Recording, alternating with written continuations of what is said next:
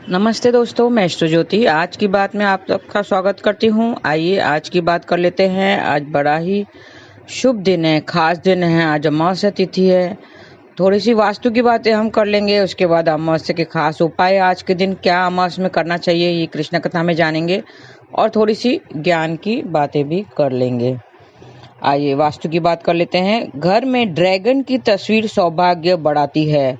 Dragon की तस्वीर आती है, वो लगाने से आपके सौभाग्य बढ़ता है। लकड़ी का, चीनी का, मिट्टी का, क्रिस्टल का ड्रैगन खरीद सकते हैं और इसे मिट्टी के फूलदान पर हरा ड्रैगन छपा हुआ ड्रैगन शुभ होता है। ड्रैगन के जोड़ों की तस्वीर भी लगा सकते हैं। इसमें घर में समृद्धि बढ़ती है, तो घर में ड्रैगन लगाइए। ड्रैगन को कभी भी ऊंचाई पर नहीं लगाना चाहिए और लकड़ी का ड्रैगन दक्षिण पूर्व या पूर्व में रखें। क्रिस्टल का ड्रैगन दक्षिण पूर्व, उत्तर पूर्व में रख सकते हैं। ड्रैगन के जोड़ों को पूर्व दिशा में ही रखना चाहिए। तो ये थी वास्तु की बातें थोड़ी सी। ड्रैगन की तस्वीर शुभ होती है। आज अमावस्या तिथि है। कल सुबह 5:02 तक ये रहेगी। आज स्नान दान श्राद्ध की अमावस्या है। पूरा दिन आज अमावस्या तिथि है। मार्गशीर्ष अमावस्या को अगहन या दर्श अमावस्या कहते हैं और क्योंकि ये मंगलवार को आई है, आज मंगलवार है, तो इसमें भौमवती अमावस्या कहलाएगी। ये जिस दिन वो होती है, जैसे सोमवार को अगर अमावस्या आती है तो सोमवती अमावस्या कहलाती है, उसी तरह मंगलवार को आई है तो इसके लिए भौमवती अमावस्या कहलाएगी। आज स्नान दान के साथ ही कुछ विशेष उपाय कर्ज से मुक्ति दिलाने के लिए करते हैं। आज के दिन कर्ज से मुक्ति, मंगलवार को कर्ज से मुक्ति होती है, तो उसमें उपाय करके आप कर्ज से मुक्ति पा सकते हैं। आज 10 महाविद्याओं में से एक देवी कमला की जयंती भी मनाई जाएगी।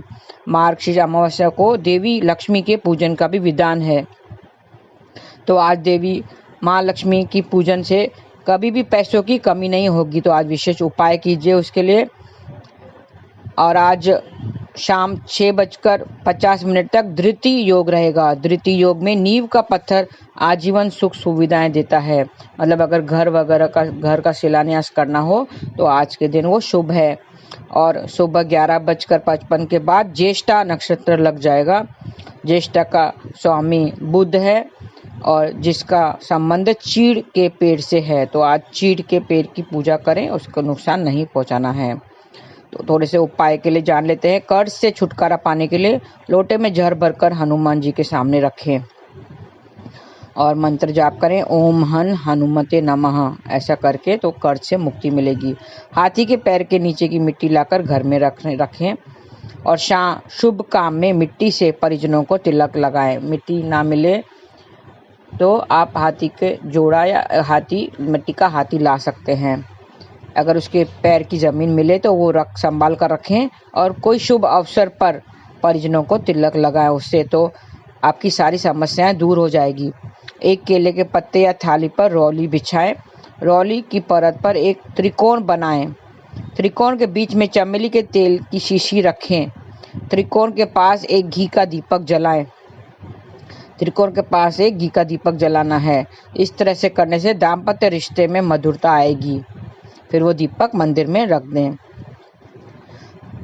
27 लाल मिर्ची 7 बार आपके ऊपर वारने से भय से मुक्ति मिलेगी।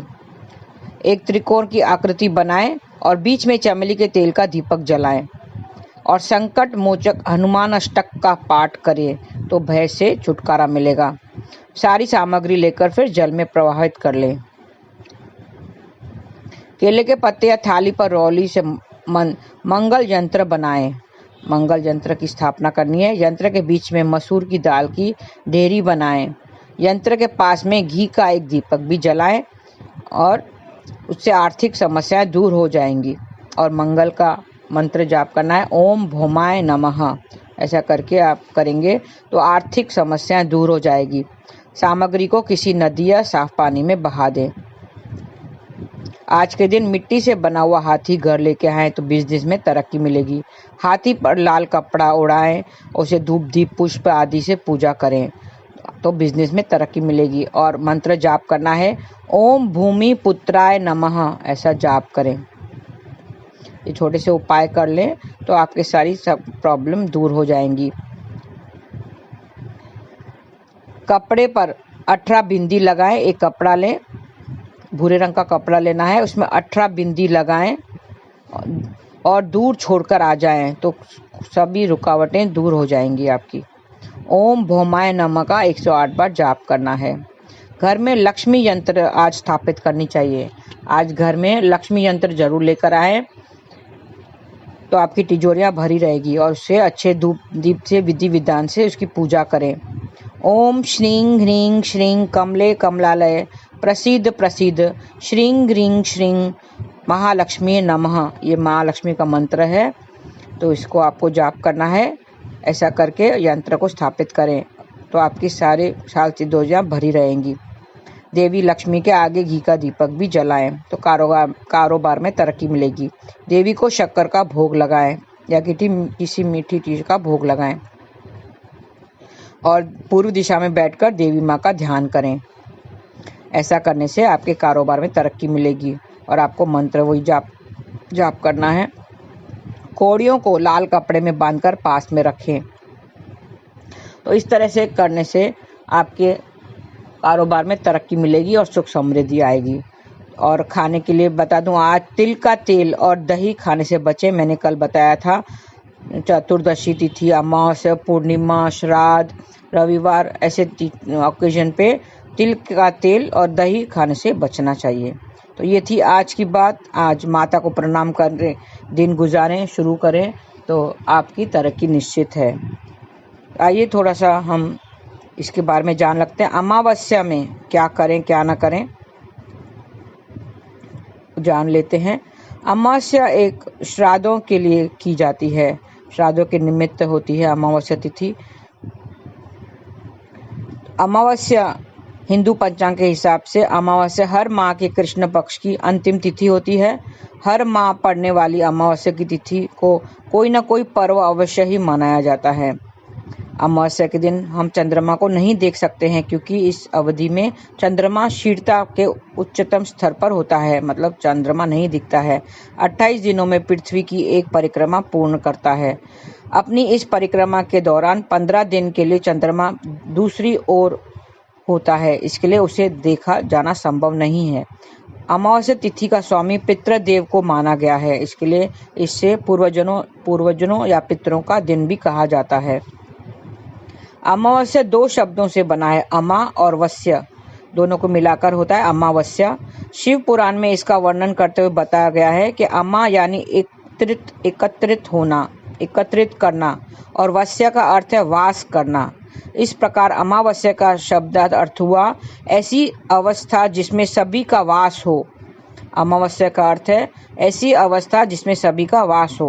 वहीं हमारे धर्म ग्रंथ में चंद्र की 16 कलाएं को अमा की आज्ञा दी गई है। चंद्रमंडल की अमा नामक महाकला में 16 कलाएं की शक्तियां निमित्त है। इसे ही अन्य नामों जैसे अमावस्या, सूरज चंद्र का संगम और अमावस कहा जाता है, यानी जिसका क्षय या उदय नहीं होता है उसे अमावस्या कहते हैं। हर माह में एक बार अमावस्या आती है। इस प्रकार साल में 12 अमावस्या पड़ती है, यानी अमावस्या 12 प्रकार की होती हैं। अलग अलग दिनों में अलग अलग नाम पड़ते हैं उसके पूजा कैसे करें। प्रातः काल स्नान कर स्वच्छ वस्त्र धारण करें और व्रत का संकल्प लें। सूर्य देव और पितरों को जल अर्पित करें, इससे घर से कलह और दरिद्रता दूर होती है। इसके बाद पीपल के वृक्ष की पूजा और परिक्रमा करें, क्योंकि पीपल के वृक्ष में ईश्वर का वास माना जाता है। इस दिन तुलसी की 108 परिक्रमा से भी शुभ फल की प्राप्ति होती है। भगवान विष्णु की पूजा कर उसे पीले पुष्प, पीले वस्त्र, चंदन, सुपारी, कुमकुम अर्पित करें। घी का दीपक और धूप जलाकर आराधना करें। इसके बाद ब्राह्मण को भोजन कराएं और गरीबों या जरूरतमंदों को दान दें। और कंबल का दान देना शुभ माना जाता है। अमावस्या के दिन सात्विक रहकर ब्रह्मचर्य का पालन करना चाहिए। प्रातःकाल उठकर सूर्यदेव को अर्घ्य देना चाहिए और भगवान विष्णु का पूजन करें। पीपल के वृक्ष का पूजन कर उसकी परिक्रमा जरूर करनी चाहिए।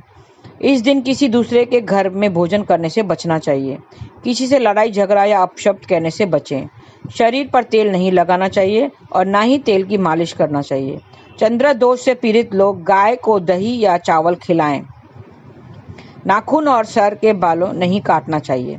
तो ये थोड़ी सी ये क्या करना चाहिए क्या नहीं करना चाहिए ये मैंने बता दिया, क्योंकि अमावस्या के दिन नकारात्मक शक्तियां और नकारात्मक विचार भावी हो जाते हैं।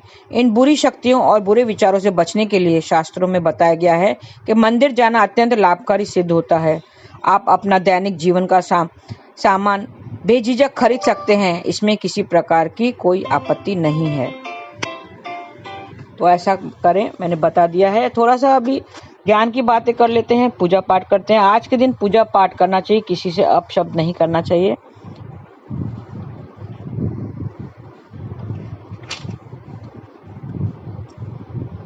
गोपियों ने श्री कृष्ण की महिमा गाई है। गोपी गीत की बात की थी मैंने। गोपी गीत में गोपियों के विरह की बात की गई है। उसमें प्रेम शुद्ध होता है, उसमें शुद्ध प्रेम की बात की है, क्योंकि गोपियों का प्रेम शुद्ध प्रेम था। ऐसी भक्ति हमें भी करनी चाहिए।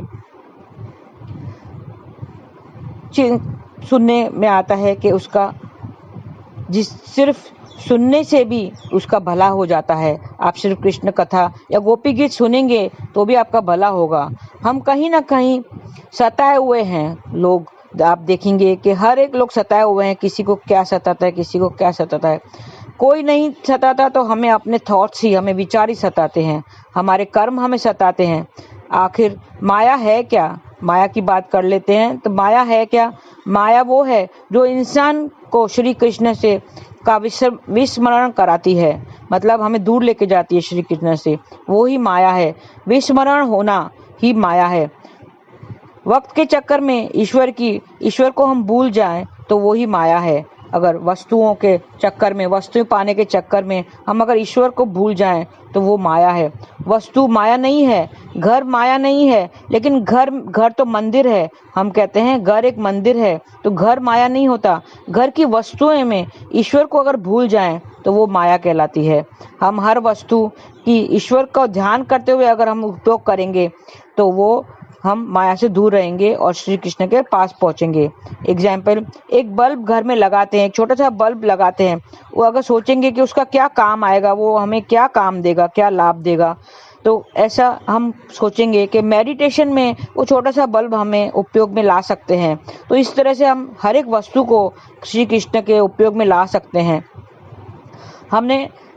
कोई पूर्ण नहीं है। हर एक देखेंगे कि किसी न किसी को अपूर्णता जरूर है। कोई भी इंसान परफेक्ट नहीं है, कोई ना कोई कमी तो सब में जरूर है।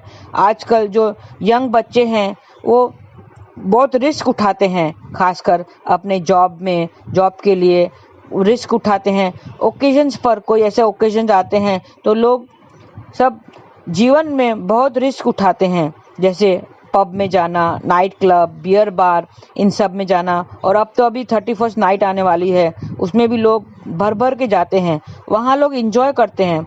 एक्चुअली ये सब अगर हम जब दरवाज़ा खोलें उसका, जब दरवाज़ा खोलते हैं तो लगता है कि हमने नरक का दरवाज़ा खोल दिया है। हाँ, वो एक नरक का दरवाजे के जैसा ही है। अंदर जाओ तो देखें क्या लगा पड़ा है। कहीं हम कुछ गलत तो नहीं कर रहे हैं, ऐसा सोचना चाहिए कि हम नरक का द्वार तो नहीं खोल रहे हैं। हम सब सताए हुए हैं, सताए न सताए, हमें कोई और सताए न सताए, लेकिन हमारे कर्म हमें जरूर सताते हैं। कभी पैर में दर्द होता है, कभी पेट में दर्द होता है। पेट का दर्द तो बहुत सताता है।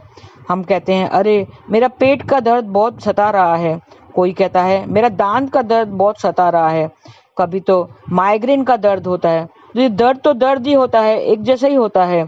वो पीड़ा तो देगा ही, कोई भी दर्द हो, चाहे पेट का दर्द हो, दांत का हो या सर दर्द हो, वो पीड़ा तो जरूर देगा, खुशी थोड़ी देगा। हमारे तपे हुए जीवन को शांत करने के लिए तो श्री कृष्ण कथा बनी हुई है। हमें श्री कृष्ण कथा में ध्यान देना चाहिए। हरि अनंत, उसकी कथा अनंत। हमें अपना कर्म पर ध्यान देना चाहिए। हम कौन से कर्म कर रहे हैं, क्या वो अच्छे हैं, क्या वो अच्छे फल देंगे, ये सब सोचना चाहिए। मन को कंट्रोल में रखना चाहिए, क्योंकि वही है जो भटक जाता है। माया उसके भटका देती है। मैंने बताया था, माया वो है जो हमें श्री कृष्ण से अलगाव देती है, विस्मरण करवाती है, श्री कृष्ण को याद नहीं करने देती है। हमने सब कुछ देख लिया, पढ़ाई करके देख लिया, जॉब करके देख लिया, शादी भी करके देख लिया, इतना तक के बच्चे भी पैदा कर लिए, सब कुछ तो करके देख लिया है। तो पैसे कमा कर भी देख लिया, और हमने मूवी भी देख ली, मूवी एनिमल मूवी अभी चल रही है वो भी देख ली होगी, मूवी भी देख लिया। हाँ, एंटरटेनमेंट ठीक है, थोड़ा सा मौज मस्ती ठीक है, थोड़ा सा मूवी देख लिया, यहाँ वहाँ घूम के आ गए, वो सब ठीक है। लेकिन किसी चीज में खो जाना, इतना खो जाना कि ईश्वर को भूल जाना, वो अच्छा नहीं है। थोड़ा सा भजन कीर्तन नाम जाप भी थोड़ा सा करके देखना चाहिए। हमने सब कुछ तो कर लिया, हमने सब कुछ करके देख लिया, तो भजन भी करके देख लो, नाम जाप करके देख लो। हरे कृष्णा कृष्ण कृष्ण हरे हरे, हरे राम राम राम हरे हरे, ऐसा नाम जाप भी करके देख लो, उसमें ज्यादा शांति मिलेगी। आपने सारे संसार के कर्तव्य निभा लिए, सब कुछ आपने करके देख लिया, तो अब भजन कीर्तन भी करके देख लो, नाम जाप भी करके देख लो, उसमें आप ज्यादा शांति पाएंगे। कल इसमें और चर्चा करेंगे, कंटिन्यू करेंगे इस चर्चा को। तो आज के लिए बस इतना ही। आपका दिन शुभ रहे। हरे कृष्ण।